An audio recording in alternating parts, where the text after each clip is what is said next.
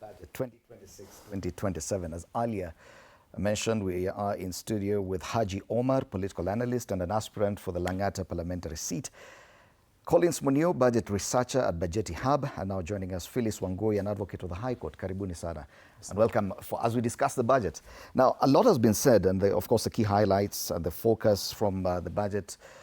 4.8 trillion shilling budget, a lot of that going towards education, about 785 billion shillings or so.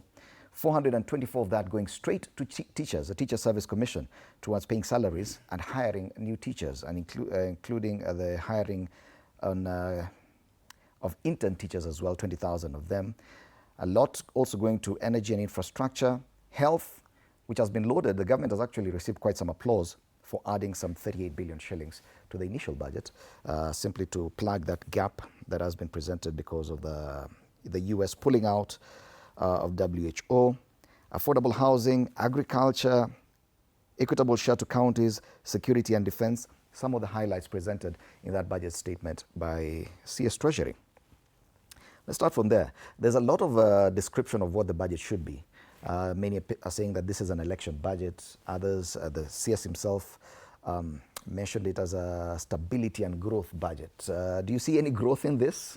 Or it's a typical election budget, Haji? No, I mean, asante sana Indimuli, and please allow me to pass my condolences to the families of the students that departed. Mungu awarehemu.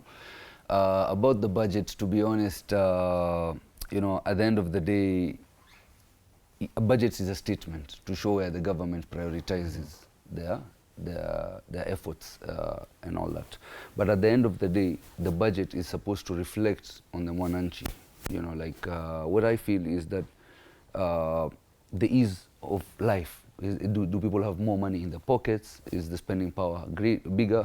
You know, is the cost of living lower? Are people be able to meet their day-to-day basic needs? You understand? As a perspective from Langata, people just want opportunities in terms of jobs. People want safety in terms of security. People want the basics, you know, good quality education, just the basics.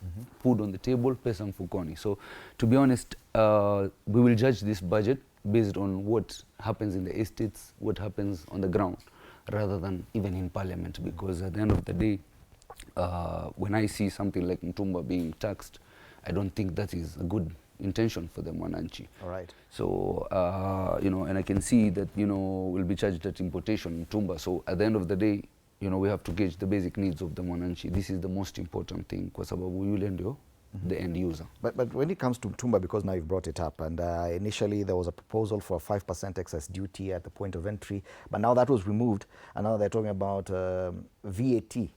Because the promise was that at least we're going to ease the burden on the usual people who bear the brunt, and that's the salaried people with pay slips. Now they're saying they're widening the tax base. Don't you think that that is a good idea, to bring in even other entrepreneurs into the tax bracket or contribute to this also? I mean, it depends on how you look at it. In my perspective, yes, I mean, taxing the mwananchi is one of the solutions, but not overburdening them with taxes, because if you look at the situation on the ground as well, you know, there's so many global issues that are affecting us. There's so many issues like, you know, the cost of commodities increasing, you know, such as fuel and all that. So to be honest, this is a time to cushion the mwananchi, because at the end of the day, you can tax as much, but you'll only kill the businesses. And the businesses, we are business owners.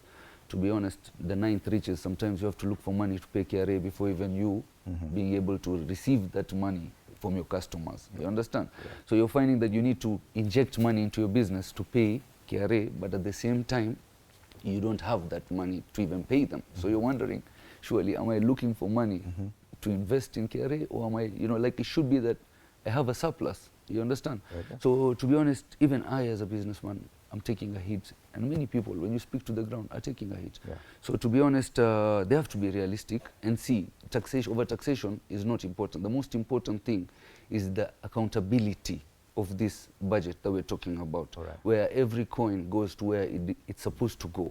You understand? Value for money. They say bang for every buck. So we need to make sure that accountability and actually the money is being used in the right way.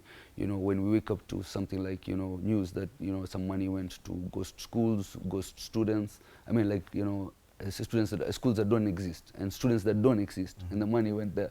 That's where the problem is, guys. Not about of the budget. The budget can tell us all the, you know, it looks very nice like a spreadsheet, but most important is, does it reflect on the growth of the Mwananchi at the bottom level? Okay. That's my question. Collins, you can see that the